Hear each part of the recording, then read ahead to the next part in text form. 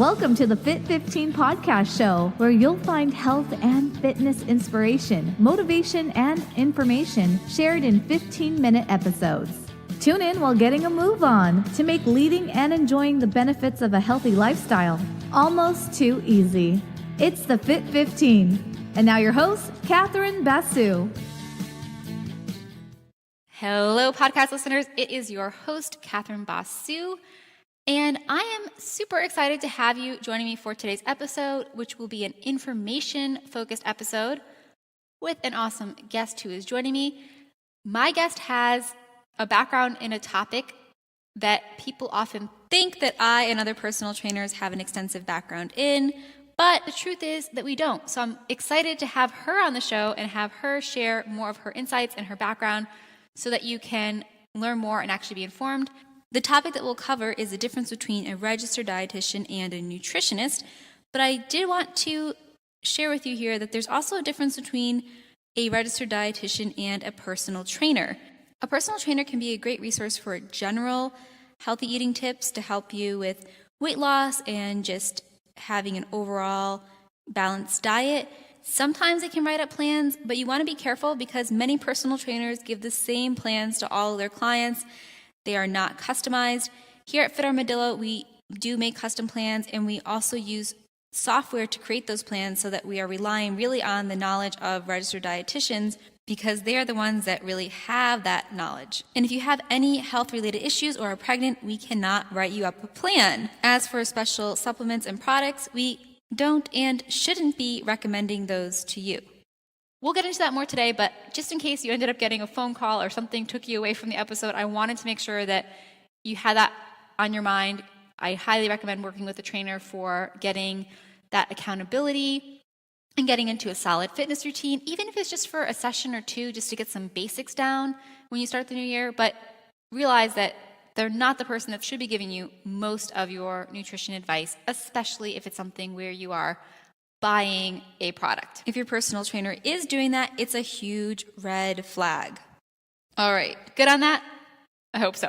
So today's guest is Emily Tills. She is a senior at Marywood University, and she is a senior in their nutrition and dietetic program. While she's completing her bachelor's degree, she is doing her dietetic internship through Marywood. She is also a health professional intern at American Dairy Association Northeast.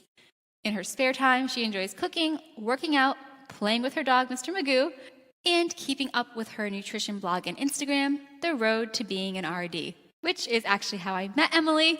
Emily, welcome to the podcast show today. It's an honor to have you as a guest. Well, thank you for inviting me. I'm very excited to be on here. Awesome. Well, I'm excited, especially for today's topic. We're basically going to just be talking about the difference between a registered dietitian and nutritionist. So for people that have questions, after the fact, let us know. But that's kind of our main topic today. And it's something that I think everyone needs to know the difference and what a registered dietitian does and what a nutritionist does and does not do. So this is a topic I'm really excited about. And Emily, what I'd ask you first is, what is the difference then between a registered dietitian and a nutritionist?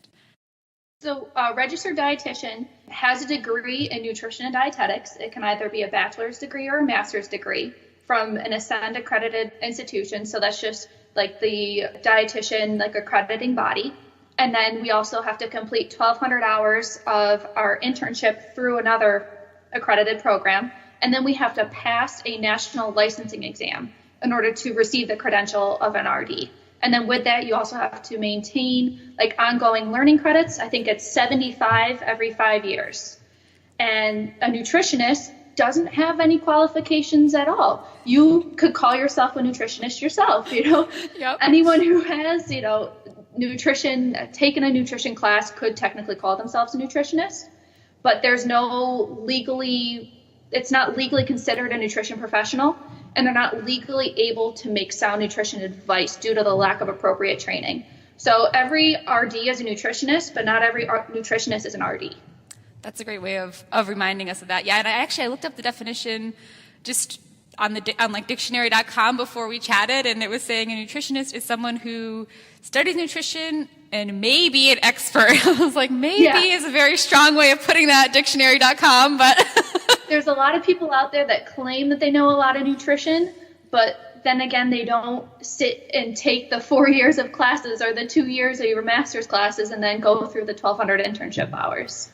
Right. And like you said, so people should know. I mean, I'm a personal trainer, and I'll be the first to admit this to people that come to me and ask for nutrition advice. I can give some general basic advice, but even though I've taken courses, if you really want to learn more about your nutrition and get a good specialized program, you really need to see a registered dietitian, and you really should. And I don't know, I have a lot of people that will come to me and say, oh, you're a personal trainer, and then the second question they ask me is, do you have any good supplements you recommend? And that's also something that makes me cringe, because I think, a lot of trainers do that, but it's really, it is outside of our scope of practice. So if you go and see a personal trainer who is pushing supplements on you, you really should not be taking them. And, if you want to take supplements, I always tell people to see their physician. If their physician recommends it, or if their registered dietitian recommends it, that would be the only time. I don't know if, Emily, if you have any like general guidelines on supplements, just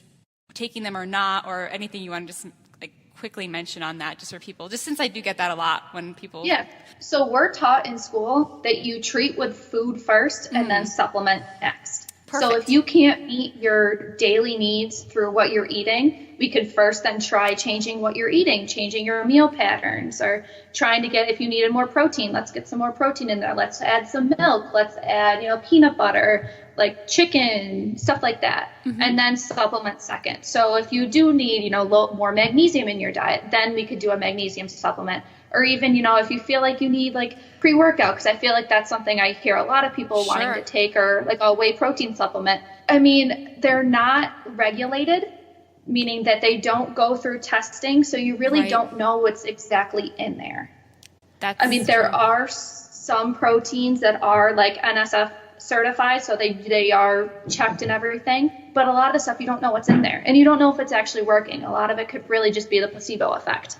Right. And I think, I find that too, where it's like, okay, some of these people, if they're just going to do it and they're not my client, I'm not going to try to go and lecture them about it. But, people, I know I always... If you're walking with us, that's your halfway point reminder. I have clients telling me about their budget or other things. And so, if you're trying to be healthy, and spend the money on buying better quality foods, and maybe working with a registered dietitian to figure out maybe what you personally need to add in food-wise. But I like how you shared that you try to treat it with the food first, and then and also, you're right, these things are not regulated, so you might not even really know what you're getting. So they can say that they're regulated or tested, but the FDA doesn't look into them at all. And even with vitamins and minerals, they're not really looked into or regulated. It may say that it has 200% of your daily value of vitamin C, but it may not actually be in there. Right. No, that's definitely a scary thing to think about. It is. So I know you touched on this a little bit, but what is the path to becoming a registered dietitian? If you want to share anything else about that for us, just kind of, again, highlight just the difference between what a registered dietitian is and can do and what a nutritionist is and can do. So I'm doing my 4-year program at Marywood University, which is in Scranton, Pennsylvania. So the first 2 years, we're considered to be in the health and wellness track. So you're taking basic nutrition, life cycle nutrition, so needs from pregnancy to aging, and then all your sciences. So you're taking basic chemistry, organic chemistry, biochem, anatomy and physiology. This is all your groundwork. And then in your junior and senior year, you start learning food systems management, which is how you learn how to run a kitchen well or run a food service system well. So as a dietitian, I would technically be qualified to run a restaurant or the kitchen at a hospital. And then we also learn medical nutrition therapy, which is what sets dietitians aside from those that call themselves nutritionists, because medical nutrition therapy is how we go through, we assess, we diagnose, we do our interventions, and then we have monitoring and evaluation.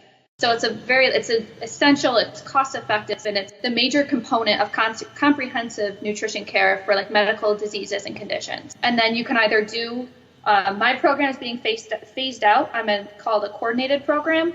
So I'm completing my internship in my junior and senior year. So then in June, I'm able to sit for my RD exam. Or if you're a master's student, you do your 2 years of master's classes, get all your nutrition groundwork, then do your 1,200 hours, and then sit for your exam. And then there's also the didactic program in dietetics, which you do your 4 years, and then you apply to a national pool of internships. You do 12 months of that, full-time, unpaid, and then you can take your exam.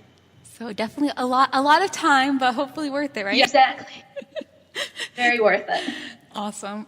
And so, obviously, kind of given that background, there's a lot of things a registered dietitian can do. What is a day in the life of a typical registered dietitian, and what could they do for someone that wanted to hire a registered dietitian as to help them with their nutrition? So we can work in a variety of fields, like I mentioned, at a hospital, in the food service setting. We can do corporate wellness. Pretty much anywhere there is a dietitian can work. There's dietitians at my college that can do like one-on-one counseling. If you're going to see like a private practice dietitian or a dietitian through your doctor, they'll normally like bring you in and, we'll ask you about yourself, ask you what like a usual body weight is, how tall you are, what you like to do, see how active you are, and then see what we can help you change through your lifestyle and your diet choices to help you become a better and healthier person. So it's not all about the weight. Mm-hmm. We just want to help you facilitate better lifestyle choices to make sure that you're on the right path, and you're making sure that you're not going to be putting yourself, making yourself susceptible for diseases. So, we'll come up with small goals. They have to be realistic, attainable, timely. You have to be able to hold yourself accountable to them.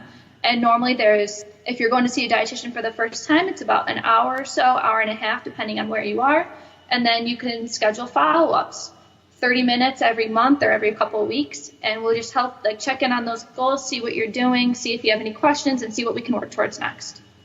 Awesome. So it's a good process, kind of getting the basics down, and then continuing to work together through those small goals, which is kind of, that's what we do with personal training. It's the small goals that make the big difference, right? Trying to make those exactly. Because if you come in and you say, I want to lose 50 pounds in 4 months, that's not realistic. We're taught that 10% of your body weight in 6 months is a reasonable goal. And you come in saying, I eat a lot of junk food, I eat out all the time, I just want to get rid of it all. That's a really hard thing to just, not wish away, but just stop doing. So we'll go through and we'll assess, all right, so you eat out 4 times a week. Do you think you'd be able to cut that down to 3? Maybe we can, throw in some meal planning and meal prep so you don't have to go out to lunch every day. So one thing I often have people say to me when I suggest maybe seeing a registered dietitian for some help with their diet is that they're worried that they're going to make them throw out all their food and go crazy. Do you have any tips on that? I think we did talk about stepwise changes, but anything you could share to kind of reassure people that, it wouldn't be as scary as they thought to see a registered dietitian? Yeah, I was talking to a dietitian a couple weeks ago, and she said, I like the way she said this, we're not the food police. I'm not going to tell you to not eat something. I want you to enjoy your life, enjoy the foods that you like. I'm not going to be the food police to you, and I don't like someone coming up and being like, you're a dietitian, why are you eating that? I don't like when people try to be the food police to me. So there's no way that we would say, nope, you can't have it at all. If you like chips, that's fine. We'll work out a way where you can have them, but you're not eating the whole bag at one time. Right. No, that's important. And I like that part, the not being the food police. I don't know, for me, sometimes I feel like when I go out, I had an experience a few months back where I was with a bunch of friends that wanted to go to this healthy restaurant. It was a gluten-free restaurant, which we could probably have a whole chat about that too. And I love bread, and they still had bread there, and I think they had bread that wasn't gluten-free as well, which is what I probably got. But I felt I feel so self-conscious being a personal trainer amongst these people that are quote unquote eating healthy, and I want to eat healthy in the way that and enjoy my food, and which the way I would be enjoying it is actually healthy, but you kind of have I felt like I was sitting with the food police, and I'd rather go eat at McDonald's than to eat at this quote unquote healthy place. Right. So. Everything in moderation. If I want to have something, nothing's stopping me from having it. Right. That's nothing that I hate more than someone being like, well, you're going to be a dietitian. Why are you eating that? you shouldn't eat that. And it's I can eat what I want, Right. As long as I'm conscious of what I'm eating and being intuitive about it. Yep. No, that's definitely very true. Well, I think this is a great conversation and kind of help people understand the difference between a registered dietitian and nutritionist, and hopefully, like it's fine, see your personal trainer, ask them for some basics, but realize that you shouldn't be, if you ask if you ask your personal trainer if they have supplements and they say yes and they're trying to sell them to you, not a good sign. You probably want to see a different personal trainer and really work on having that balanced diet and trying to work in those healthy foods and like maybe getting some of that advice from your personal trainer. But if they're trying to give you like a strict plan or anything like that, I mean, that's really out of their scope of practice, and you do a lot better for yourself to actually see a registered dietitian than to work with a personal trainer in that way. And really the only thing that's happening if you're getting those tips from your trainer is that you're probably making them some money because they're selling you something that they're getting a cutback on, right? So exactly. Awesome. Well, as a dietitian, we can't make exercise advice. We can say, generally 150 minutes per week, do moderate physical activity. It's just like a personal trainer can't give you like exact nutrition advice. I can't go and write a program because it's out of my scope of practice unless I were to become a personal trainer. Right. No, that's true too. Yeah. Try to go to the expert that you actually, that you want help from. Right. And that's why, like I said, I like working with registered dietitians for my clients. Is just, getting the actual advice that the clients need. So, if you do work with a personal trainer, ask them who are the registered dietitians that they recommend, for that extra help is really the way to go. Well, thank you, Emily, for being on the show. I really appreciate it, and wanted to, I kind of mentioned in the beginning that I found you on Instagram, but where can the audience connect with you? And, want to share any links that you have? I'll put them all in the show notes for spelling reasons, but if you want to just give them a quick little guidance to those areas. Yeah, absolutely. So I have a nutrition blog through Blogspot. It is theroadtobeingAnRD.blogspot.com. And then I also have my health and nutrition Instagram page, which is also at The Road to Being an RD. So I'm regularly posting on both. I normally post about a blog post a week on my blog. And you can also shoot me an email at tillsemily@gmail.com. Awesome. And then are you accepting like any requests for, I know you wrote a nice blog post for me when I had a question. So Yeah. If anyone, if you're interested and you want me to write something about it, absolutely. I'm always looking for ideas because sometimes it's just like, I have no clue what I should write about right now. Yep. No, I've definitely been there. It's good. Yeah. It's good to write something that people are actually going to read and be interested in, right? Versus just for yourself. Exactly. Like I could write, like a page-long thing on why I'm interested in ACL tears and nutrition, but no one will find that interesting besides myself. So, I'm give me ideas. Intrigued. Well, thank you, Emily, so much, and hopefully we'll have you on the show again. And so if people have questions that they want to have on the show, definitely let us know. And good luck with everything, finishing out your program there. Thank you so much. I really enjoyed this. Hey guys, it's Catherine. I just wanted to hop back in here because Emily and I recorded this episode a little while ago. I wanted it to be my first episode because I think it's so powerful. I hope you found the information in here very insightful. Emily and I did another episode, so stay tuned for that. We'll likely do a few more, but I wanted to make sure you knew that Emily's Instagram handle has changed. So it's actually Emily's.nutrition.bite.